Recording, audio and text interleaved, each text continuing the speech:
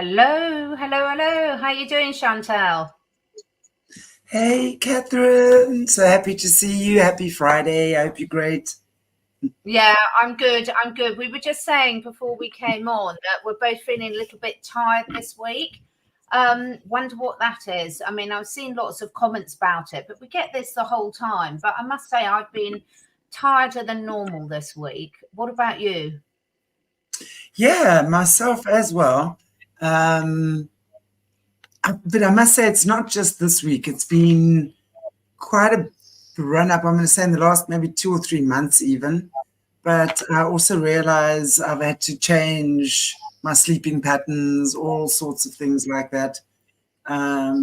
Change of season. I don't like winter, although I know it's necessary. I'm miserable when I'm cold, and I want to just curl up. So maybe that has something to do with it as well. But yeah, but I also just think, even though I mean, we can talk about the energies and da da da da da. I like to look at it more as the times that we're in, and yes, everything is energy. So I think when we're just looking at the amount of fear mongering going on right now Yeah, on the planet, and I think we a lot of the time we just suck it up as well without even realizing we're doing it, because there's a lot of it flying around in all sorts of shapes and forms.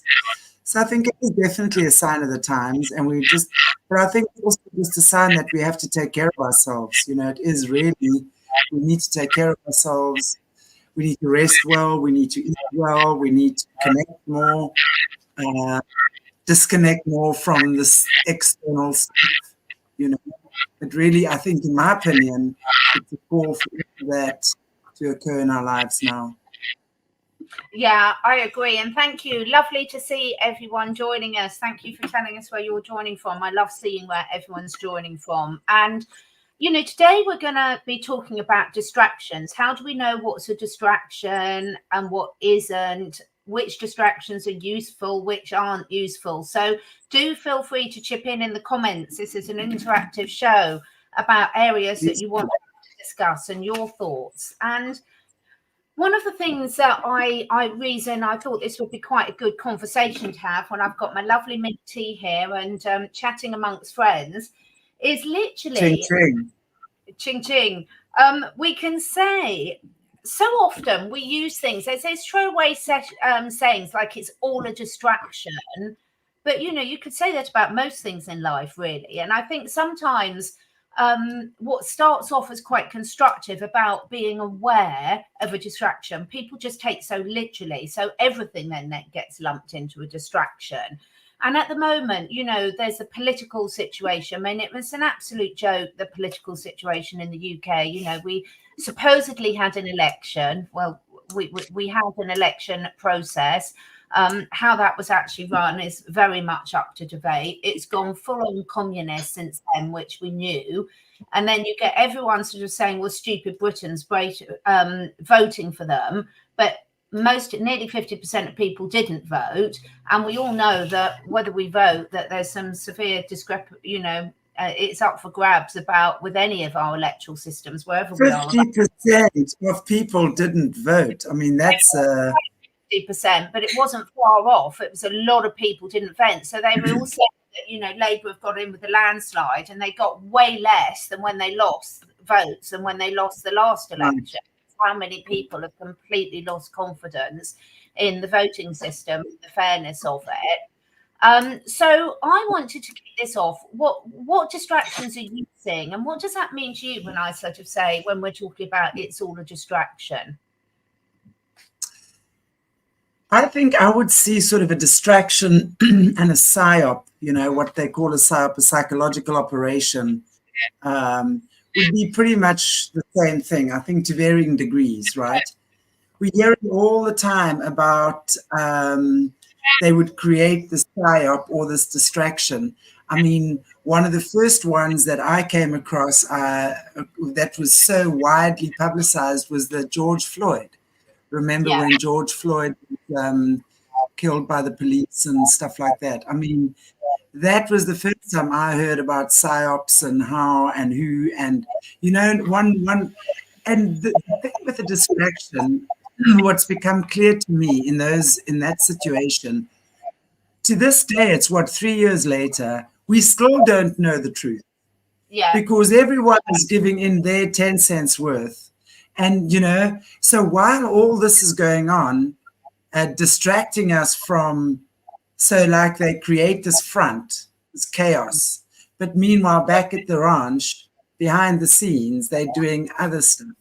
And I know I noticed that because I have quite a few Australian Facebook friends. And when a lot of these things were going on, they were actually saying, while that was going on, these laws and these bills were being passed in Parliament. And I know that was happening here as well, not too long ago with the banking system. When all this chaos was going on in our country, or then all sorts of banking laws, because we are the guinea pigs for the banking system over here. That's why in South Africa we're so modern with everything, because we're the guinea pigs for the rest of the world. That we've now understood. So all of that linking us to the New World Order happened at one of these distractions as well. So they keep people's minds occupied with all sorts of chaos. And that's really, Catherine, from what I see now, the more I research and the more I see these things and the more I speak to people in the know, this has been going on since forever. They actually call it in the system mind sex. That's that sort of suggestive programming. It's MK Ultra, but in the system it's called mind sex, where they suggest and they suggest and they suggest and they suggest. And you receive and you receive and you receive and you receive. And eventually to the point that you become completely susceptible to their suggestions. And I think that's where we're at right now. I'm not sure what your take on that is. Yeah, I'm loving seeing everyone join from all over the world. Thank you so much. I love having you guys with us. And it's really fascinating because, it's like with the whole pandemic. And of course, they use that to roll out. I'll have to separate the words because we're quite early on in the show and I don't want to say too many tricky words that get us. The 5 and then the G. And, I think this is the thing. It's like just because it's a distraction also doesn't make it not important. And so just to clarify what I mean by that, we know, and Chantelle and I know from a lot of first-hand experiences, as I'm sure does everyone in the audience, that a lot of the alternative media is infiltrated. But sometimes that infiltration is deliberate. And sometimes the people that are giving out the false information don't even know they're giving out the false information. They're just repeating things parrot fashion. And I think this goes the same with the distractions. Is just because it's a bit like the false flag events. And I've done a couple of shows, got another one coming up soon with Ollie Damagard and Kathy O'Brien, where just because it's a false flag event doesn't mean that people haven't been unalived. And this is the problem which makes it so hard for us all with distractions, is a lot of the distractions, like the George Floyd, I think is a perfect example. And what we're seeing over here in the UK with a lot of the riots and the stabbings and things. The stabbings are horrendous, but in all our countries, there have been stabbings forever, and most of them aren't reported. So anytime you have an agenda where suddenly something is picked on and it's spread all over the world to get a particular reaction, then that would be my classic definition of distraction. And just because, so it doesn't mean the event didn't happen, it just means it's more of a false flag event where it's being picked up on and pushed and perhaps perpetrated by people that aren't the ones that we think it would be perpetrated for, so that we get everyone to be outraged and do our dirty work for us, sort of thing, do our dirty for them. So I think exactly for all of us is in terms of the distractions could be real atrocities, but equally if they're riling you up like Chariots of Fire Gladiators event to get all your adrenaline going and go and do something over here, then you can absolutely guarantee there's something going on behind the scenes that they don't want us to be focused on. Exactly. And I think we're seeing that more and more. But what I'm also enjoying is that people are actually noticing that now. The minute something happens, and yes, do people sometimes go over the top For sure. Do they get ahead of themselves? For sure. And I think that for me is the point where we have to be able to be strong enough within ourselves to discern, because we as human beings are powerful enough. We have enough consciousness to be able to smell out a lie and smell the truth, literally. And that comes with, again, I say this all the time, having done the shadow work, having let go of the issues that create this fear, because when we're in fear, we can do nothing. And I admit, there are 2 occasions where I can't work for myself. A, when my animals have gone missing or something's wrong, I go into fear, I go into anxiety mode. But in that mode, I'm well aware I cannot connect with my animal. So I then ask someone who's objective to be able to do it for me, someone who I trust. And of course, when it's someone I love, like a close family member, my granddaughter, for example, my partner, my spouse, my mom, anything like that. If there's any crazy chaos going on there, my emotions are immediately up in arms. You cannot function in a healthy and aligned way then. You have to quiet the mind. And I think that is what we all have to do, is we've got to learn how to quiet our minds in this time of chaos, because we will be guided, we will be led, we will meet the right people, we will find the right book, or whatever it might be, podcast, whatever it might be, that's going to give us the answers and going to be that's going to prompt us to take the next step in our journey. It prompts us. It doesn't force us to do anything. It prompts us. It gives us opportunities. It's up to us to take those opportunities. And do we take the opportunity? And when there's a choice, what choice do we make? And that determines on where we are at with ourselves, as to do we do the right thing or the wrong thing. Yeah, you're cutting out quite a lot, actually. Oh dear. Good old internet. Yeah, I completely agree with you. Now, Carol's saying, I believe our soul knows the truth. Thoughts on that? What are your thoughts on that, Shanti? Oh, have we lost Shanti? She's been whizzed away. Are you there?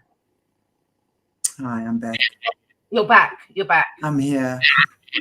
I don't know. The internet gremlins are playing, that's for sure. I'm just going to try and maybe it's my VPN. Catherine, just give me a moment. I'm going to try and switch my VPN. But carry on talking. Yeah, so Carol, I think that's a really good idea, really good discussion point about our souls know the truth. And my thoughts on that are, I never give you a straightforward answer, do I, Carol? It's complex, in my opinion. So first and foremost, it would be, what do we mean by our truths? Because, 2 things can be true. So when we're talking about distractions, there can be atrocities going on in the world that they're trying to get us riled up to. So that can be a true thing that's going on, but equally they're doing stuff behind. So I'd need to know a little bit more about what you mean by that, Carol, in terms of our souls know the truth, because I think sometimes with the truth, it's more, okay, if our souls know it, what action or not are we being called to take with it? Because a lot of the things, I see a lot of the same sort of things repeated, but I don't see necessarily behaviors changing as a result of that. So with knowledge, we've got to integrate that knowledge. And if we want something to change based on the results of those knowledge, we've actually got to take different action on it. And that action that we take might be very different for different people. So some people are real warriors and are going to go out there and actually do something, and other people are going to research and spread really good quality information, and other people are going to hold a more supportive role, just as an example. So absolutely, I do think you're right, Carol, but I think also it's a question of, well, what are we going to do with that information? if we do know the truth, what different behavior, what actions, what are we going to do with it to make the world a better place? I think we will only when we reconnect do we get guided, do we feel that inner guidance, because your soul, spirit, soul, right, will always give you that inner prompting, always. The question is, do we hear it, do we recognize it, or don't we? And that is dependent, and it's, you're right, and it's true, your soul of course knows the truth, but that's also your truth that is individual to you, your truth. And in other words, let's say I'm in a situation now and I'm in a relationship crisis and I don't know whether I should stay or go. And I'm at a crossroad. Only through real strong introspection will I be able to hear the prompting of my soul. And oftentimes in crisis situations, we are often filled with grief and doubt. So very often we make decisions that aren't coming from our soul, but more like coming from fear. So that depends on how connected you are. And you know when you've connected to that truth. You know it. Something in your anatomy changes in a beautiful way. It's not contrived. It's not something that's like an altered state that a drug or whatever does. It's that beautiful feeling of something waking up within you, and you go, yes, thank you, that's what it is. You don't have a doubt, not a smidgen of doubt. That's when you've connected with the truth of your soul. And it's going to be so in individual situations.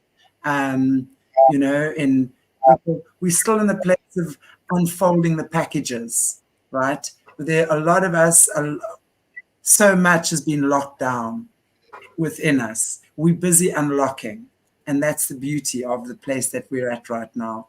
So when you feel the truth, you know the truth, and the truth is always relevant.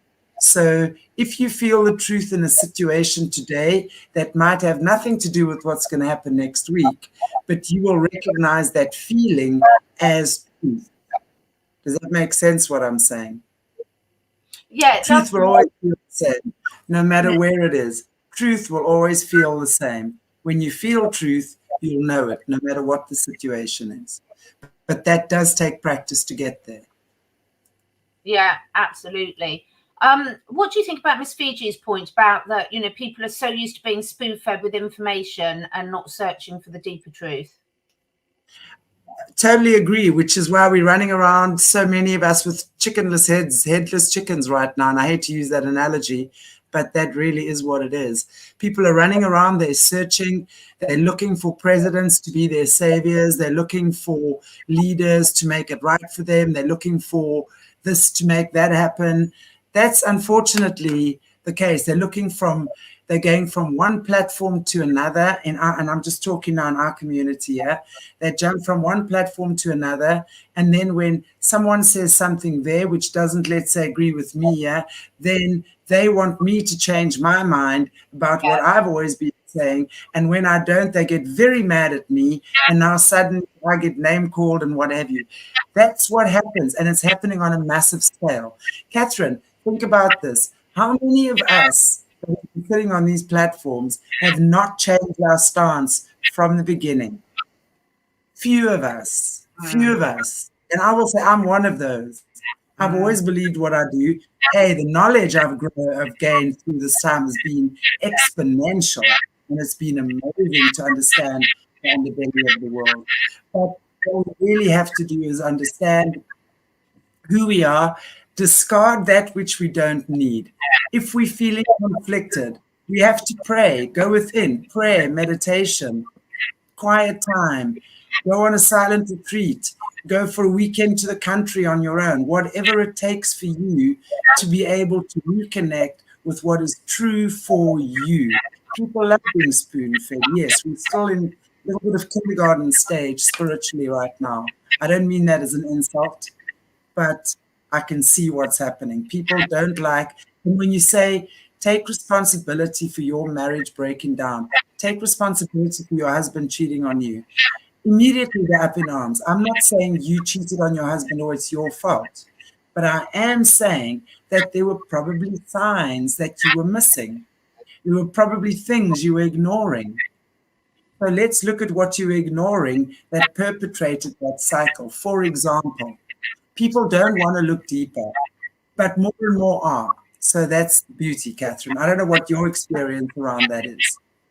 I think the spoon feeding is a really, really big problem at the moment. And in fact, I think it's a bigger problem now than ever before. I posted a funny thing on my Facebook page this morning about a funny comedy sketch about, how ironic, it's so easy to call someone a conspiracy theorist or to throw an insult at someone without really listening to understand the deeper issue. And this meme was quite well, it wasn't a meme, it was a little comedy clip, but it was about someone saying, it's so ironic that you're laughed at for doing your own research when before COVID, it used to just be called reading. I do believe I read that comment of yours for sure. It's just, it's so laughable, and I think people just aren't prepared. There's always an excuse about why they can't do it, but the crux of the matter is whether we like it or not, whether it triggers you or not, if it's important enough to you, you'll do it. And I think the problem is I think as an alternative media has really sprung up so much over the last few years, I think we've been our own worst enemies, because I think the vast majority of people with all the different, Telegram, it's very easy just to click and forward something. When you've only watched half of it, you haven't understood it, and you've done no actual checking to see whether this is real or not. So the amount of false information that's being spread, which is just adding to the confusion and the ridicule.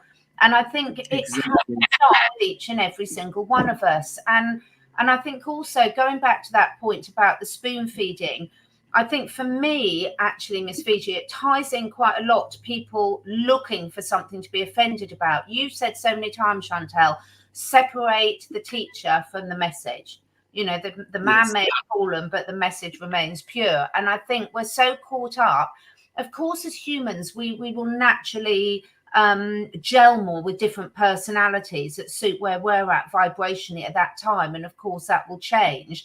But I think putting it in perspective, Bryce and I had a discussion on my channel yesterday about the military drafts and the call-ups, and the type of person that volunteers to serve in any type of military is a very different person to the type of person that's got to go coerced in it. And if you're a professional athlete, if you're an actor, if you're a surgeon, these all come with key personality traits. If you're a primary school teacher, and we're not all meant to be the same. And therefore to expect, a politician not to be egotistical and a bit of a sociopath, let alone a psychopath, is a little bit naive, really, because we know that aren't going to be there. So I think instead of looking at sort of saying, okay, what type of person and morals and core values do we need to get this job done? We're just looking for everything that offends us about them. And you're never going to get, if you're going to be a leader in the true sense of the word, you have to be a strong personality. Doesn't mean you have to be authoritarian, but you have to have that energy, that conviction, the talk. And I think this is where people just get it so wrong with the spoon feeding, which I think is a really good point to bring up, is you can't, someone else can do your research for you. Because if Shanti and I are researching one thing, the type of thing that Shanti needs to convince herself will be completely different to what I need. So anything that I'm doing to try and convince someone else, that's from my gaps, from my understanding. Yours are going to be different. And we can, if I want to know something about what's happening geopolitically, I'll probably go to Whitney Webb at the moment. But I don't get upset if she says something that I don't agree with. So and you don't in comments. Yeah, exactly. I mean, that's the thing, and it's so true. Everybody is going to resonate with something different right now. And it doesn't matter what it is, as long as you're at peace with your resonance. you know, and don't look at others to change their way of doing things to suit you, because that is counterproductive. Everyone has to feel what their unique truth, their unique calling. All of us have a calling from our divine creator. We would not be here otherwise. Catherine and I might, our calling, our voices together might be beautiful and harmonious and bring Bryson and someone else. Hey, we've got a choir. We wouldn't have that if we were all trying to compete to be the same voice. We've all got our different voices and we work in harmony together. And that, I believe, is what we all need to strive to do. I look at Catherine and I think she is an amazing, bright, beautiful, confident, attractive woman who's done a lot. No, it's true. But am I jealous of you? And do I want your life? No. I'm so content in my own life. I look at everyone's life. I don't want anyone else's life. And that's why you and I will be friends, because we both understand that. We're not competing, we're working together. And as long as people are not in their power, they are going to want to compete with others. They're going to want to badmouth others. They're going to want to try and break others down. And that's unfortunately what we find on these platforms. My main thing is to expose SRA. I'm constantly being roasted by other SRA platform hosts or whatever. I'm like, I don't really give a shit about you. You do your thing. I love what you're doing, but, you know, let me do my thing. And I find that astounding, that those of us who have this good intention together to want to expose the underbelly, yet attacking each other. And that's where the infiltration comes in. Most people don't even know that they're doing it. But if you feel like you want to attack someone and say bad things to another person, especially publicly, that's probably not coming from God. That's all I'm going to say. Yeah, I think that's such a good point. I think, you know, we have to have, you know, Harry's saying here, you know, to inspire the questioning. And it's interesting, when I set up my channel, well, actually, I had this for the first one as well that got deleted. But, you know, my whole thing was expanding consciousness through curiosity. And that just came from what do I want to do? I want to just keep asking these different questions, having the different conversations, because there were so many areas that I could recognize that I'd had the wool pulled over my eyes and I'd been brainwashed. And I think it's really, really important that we embrace all the different bits of the jigsaw puzzle and all the different things that we all bring to the table. And it's such a cliche, but, you know, we have to unite, you know, the different things of, I posted something about vegan collagen, which I absolutely love the other day. And then I get absolutely slated by the carnivores and all this abuse from the carnivores and the carnivore diet and everything, which makes me laugh because they're all angry. They're all angry people, the carnivore diet people. I'm going to say it. I believe it. It's true. It's my experience. So I'll get slated again. All that pent up testosterone they're consuming. Exactly. All that adrenaline in your brain. On a funny note, you know, I think this is older wisdom and hindsight. There's a reason why you have temper tantrums when you're younger. There's a reason why teenagers, you know, go through certain stages. We're going through developing, we're acquiring wisdom, we're learning through our mistakes. And I think, you know, bring back the good elders of the community. There's a reason why we can be different, making different judgments now, the stage of the life that we're all at, and I'm including everyone in the audience in this, than what we were like 20 years ago. And I think this is the thing, is when you keep harping on, people keep bringing back to what, if you take a public figure, who cares what they did 20 years ago? So long as they've learned from it and they're in a different place now. Most of the information that we have all learned, what we consider our truth to be, over the last few years, we've only learned from people that have been embroiled in this, you know, and how many times do we see time and time again where people have got themselves into dark situations or been put in it or been born in it, and they're the ones that bring the biggest healing because they really can talk from an excuse. It's like, if you want to learn how to, if you've got a problem with alcohol abuse, then a recovering alcoholic is probably the person that's going to be able to help you absolutely the most. So keep going back to problems that people have done in the past, and it's so counterproductive. And when I'm looking at, you know, what's all a distraction, those are the energies that are the most destructive to us moving forward, in my opinion. I agree. You know, there's so much, and I mean, I call that simply judgment. You know, the one thing, if you're a religious person, we are told constantly not to do is to judge others, but yet that's our biggest downfall.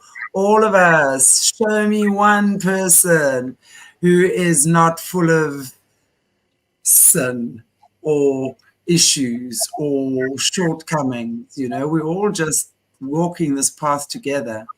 And if we can understand that, yeah, it's easy to fall into temptation, no matter what it might be. Some might have an affair, some might steal money, some might kill, some, I don't know, whatever. You know, temptation is temptation, yes, and there's a very broad spectrum as to what that could mean. But my question to you would be, have you ever succumbed to temptation? That extra chocolate when you're on a diet? Whatever, right? If you have, then stop judging others about temptation. Stop it. Just stop. And accept that we all are seduced by temptation on some level. Some have learned how to overcome that and say no. Others are not in the position yet where they can. Others are not in the position where they know I have it in me to create my own wealth. They've been so mind controlled to believing that they need others to do it for them. So they become a slave. And it's up to us as the elders in the community, or the ones who've understood that, to show by example, not to talk, but to teach by example, not through teaching whack. Yes, words are important as well, but we have to act in accordance with that truth. That's how we open paths. That's how others learn to trust the leaders. When you've walked that path, it's like if you look at a really good leader, that leader doesn't sit at the top in his office. Yes, he might be there sometimes, but hey, as much he's down there in the bushes with the rest of us, you know, getting his hands dirty when he needs to. And I'm sure he might have worked his way up. We have to realize it's up to us to walk our talk. And it doesn't mean it's always a smooth path. But with the tools within, we can overcome anything. So it's about acting on what we know, not talking and shouting and insulting and being keyboard cowards and what have you.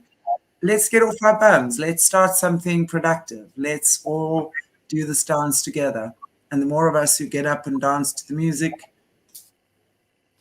the more joyful the celebration is.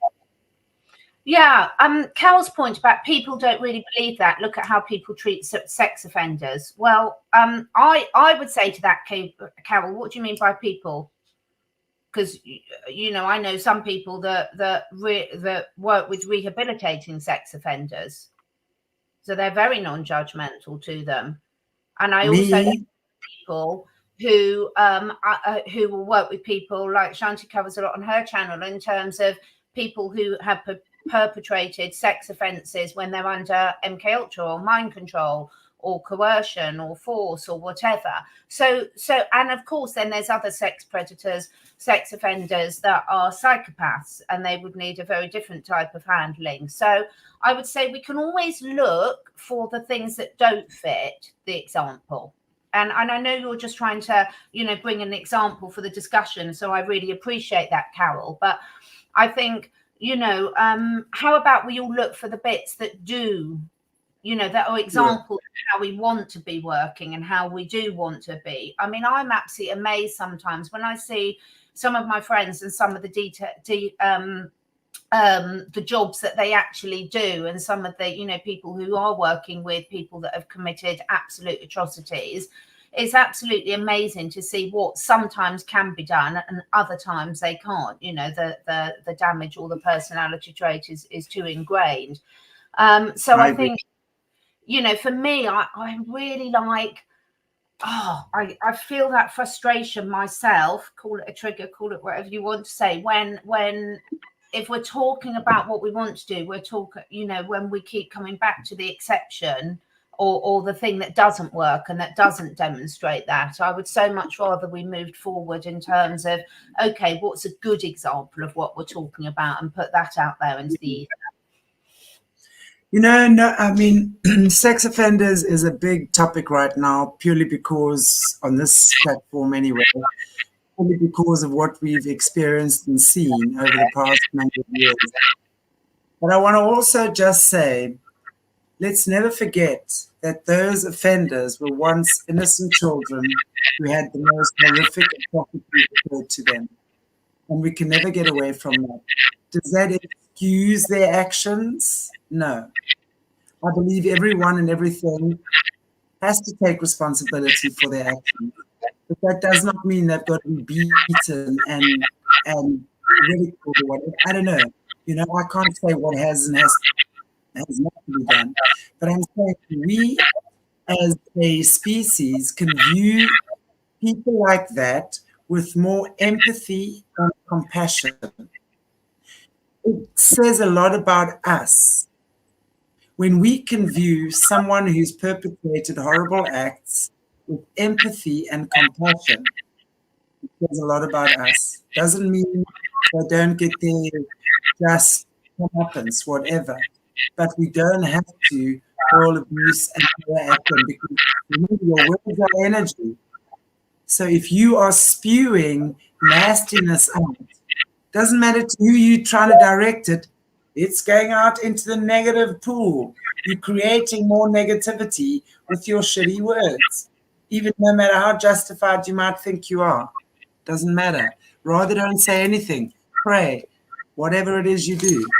But don't be part of the cycle that creates more negativity. Yeah. And Carol, absolutely, it does ruin a lot of people's lives. And the reason it ruins a lot of people's lives is because a lot of people do not have access or knowledge of all the help that's out there to transmute a lot of these awful things that have happened in their lives. So we're absolutely not negating the fact of the horrendous impact it has on people. And you know, when I talk to people that are older than me, I'm like, God, I'm so lucky to be born at the time.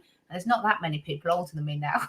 So I get so old. Yeah, like, you know, there's so many people, but I would say, and I'm not negating the effect of this of people at all, but where I take the inspiration from is look at Kathy O'Brien, look at Yvette Rose, just as two examples of people that I know personally that have been through the most extreme, horrendous abuse, and yet have learned and had the support and the tools to transmute it and now helping other people. So when we're doing this, when you're saying that, yes, people can get over it and there are tools and things around, it doesn't negate the fact that a lot of people don't have access to that. A lot of people don't know about that. But equally, there is so much hope there than when you can see that actually it doesn't have to ruin people's lives, or their lives don't have to stay ruined. And you know, I think anyone who like we have who's spoken to Kathy O'Brien, I don't think you can imagine anything more horrific. And it's not that traumas are, you know, it's not that one person's trauma is more important than someone else's either. It's just I'm so encouraged by how many healing modalities are out there now and how many people are sharing them, which is hopefully going to mean more and more people have access to them when they need it. Exactly. And again, I always say these are the true healers of the world, the Kathy O'Briens, you know, these people that come out of the system. I've spoken to so many survivors over the past number of years. I mean, if you look at Caleb Jade, guys, I mean, he's publicly walking his healing journey out of a very, very, very dark world. Wow. And, you know, we forgive him, right? Yeah. Everyone deserves empathy. Everyone deserves compassion. Doesn't mean it's okay. Doesn't mean they don't have to answer to a higher power. Everyone has their path. It's not up to us to decide and judge that. And I think I just want to commend Carol for always being so honest and open in the chat, because you're right. It's like with all of this, it's not about, trying to negate the pain and suffering that people go through. And quite frankly, whenever I'm having a really hard time, I think try being a bunny rabbit. I love bunny rabbits, but their whole life is surrounded by predators wherever they go. They look really cute, and there's stoats and there's birds of prey and there's foxes and there's dogs and there's cats and there's humans and there's factory farms. And so the nature in the world can be a really cruel place, absolutely. But also there's so much hope and beauty in that. Otherwise, why would we all be here? So I take a lot, whenever I'm having a tough time, I think, thank God I'm not a bunny rabbit. We've got a comment here. Going back to what Shanti said about temptations, is it about satisfying one's ego to give them pleasure for a short term? Well, ego is all about fear, isn't it? So fear, I always say the acronym for fear, false evidence appearing real. Very powerful when you understand that. And really integrate that, because then you realize there's nothing to really fear when you walk towards your fear. But yes, it would be about ego, but it's ego in a different, in more of an integrated form. Because let's say, for example, the temptation to get involved with robbing a bank or stealing money or is the fear that you do not have, the fear of not being able to create your own wealth, the fear of not having, fear, and very oftentimes that could be, again, your childhood stuff. Maybe you grew up in a poverty-conscious household. Some people carry on, others decide to become mega millionaires, whatever. I'm just using that as an example. Your own fear of something will stop you from having what you want. It's never about someone or something else. That person or situation is going to mirror something to you about yourself. And you realize it's your own fear. So ego and fear are exactly the same thing. You can either impose fear with your ego, or you can be submissive and have fear impacted upon you. Same thing.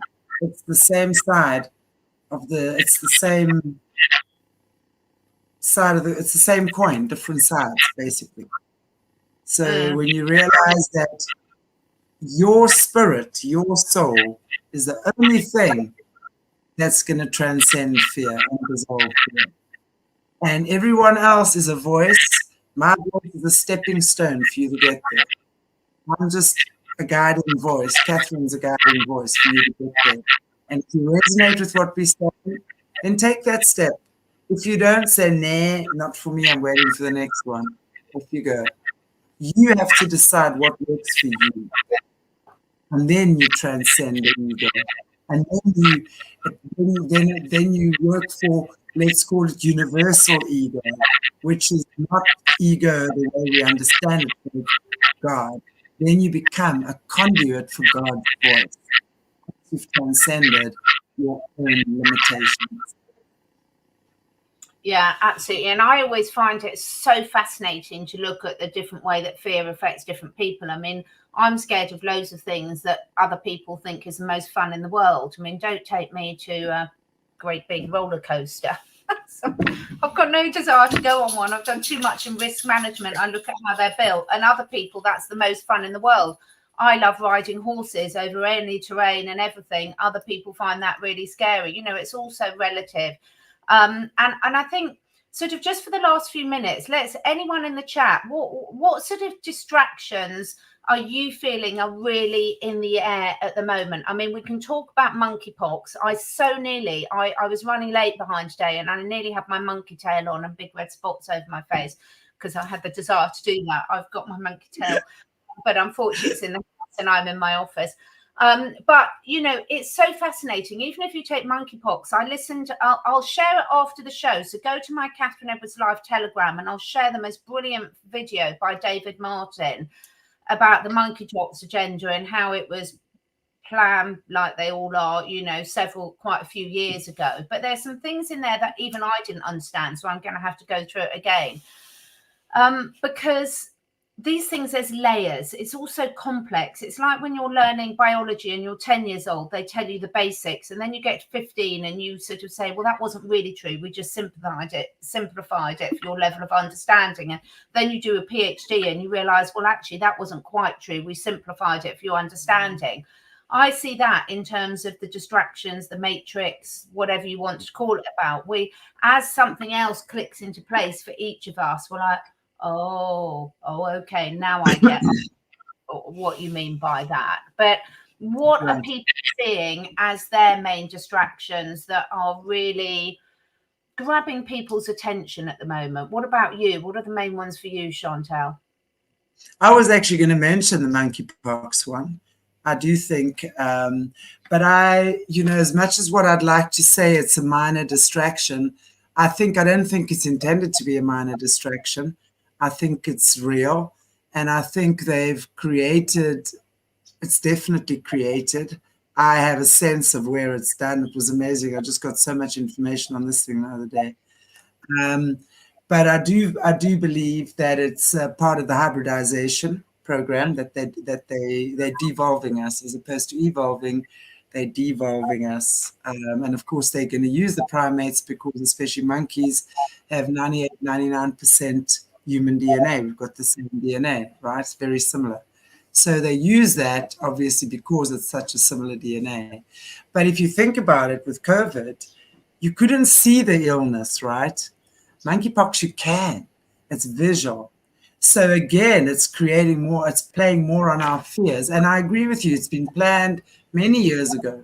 And it's not just there, they're using a whole lot of, they've made animals aggressive, and they've put stuff in this pox thing that enhances human aggression for fighting, for wars, for anger, confusion. That's, in my opinion, what this is about. It's the next step that's going towards this whole hybridization program that they've got going. So funny, I actually posted something on Facebook yesterday, which Jason Shirker posted 2 years ago about this monkeypox thing. And they were telling us how to have sex during monkeypox pandemic. Can you believe it? Can you believe it? Telling us, can you believe them telling us how to have sex? How much more control do you want to have over the human population? Yeah, it's just shocking. And unfortunately, the poor sort of animals. So I think that, that's a big one. The military drafts is, and World War III is a huge one. And again, I just want to say, just because we're saying the distractions doesn't mean they're not going to happen. I think I can definitely see signs everywhere that they're preparing everyone for another lockdown. Pretty obvious, I think, to everyone. Climate control. Carol's saying, I think these are the things that are absolutely incredible. My thing is now, how do we get clever? What, as a collective community, have we learned over the last few years that's going to mean we're going to handle this better than we did the last one? Because for all the talking out and all the sharing, it didn't reach enough people. So what have we learned for a new tactic? Any suggestions as final thoughts from you, Chantelle? Well, I certainly hope that we've learned, or the majority of us have learned, that we cannot buy into this BS anymore. Please, can we just, I think, Catherine, it's them testing us, but I think it's us also at the same time looking to see how much of humanity has actually woken up over the past 4 years. And are we going to fall for this BS again? No, let us not. Yeah. And I would say, I know I've been banging this drum for a long, long while, long before any of you ever met me on YouTube, but get control of your health as much as possible. Yes. Have the stuff in stock. There's nothing. I get so many people, for either themselves or their animals, messaging me, contacting me in a crisis, and they've got nothing in stock. Check out my Rumble channel with Dr. Andreas Kalka. Get that stuff that I can't say here in stock. Get your health things in stock. Shanti's got her patches on. I won't show you where mine are. Look at these things. Get the basics in stock, because you need to be prepared, because there's no point waiting till the shit really hits the fan to be able to sort of try and get hold of stuff that they're going to stop you getting hold of like they did before. And also, be sensibly prepared. I'm not talking about having a year's worth of food and things like that, whatever resonates with you, but at least get some basic stuff in tank. And Harry's brought a really good point up about the banking crisis. Again, everyone's in a different financial position. Every single person is. Just because someone's giving advice about what to do if you've got loads of money doesn't mean you need to shoot the messenger. Then just adapt that for whatever little you've got. Because without a shadow of a doubt, they're really ramping it up now. And we do not need to be caught off guard again. We really don't. No, I agree with you there. I agree with you. And I would say, for me, I always say, if you can have enough of like tin foods, or which of course is not ideal, but when you're in a place where you're on rations, that's a good thing. Flours, bread, flour, bread meal, stuff that you can bake, experiments, stuff like that.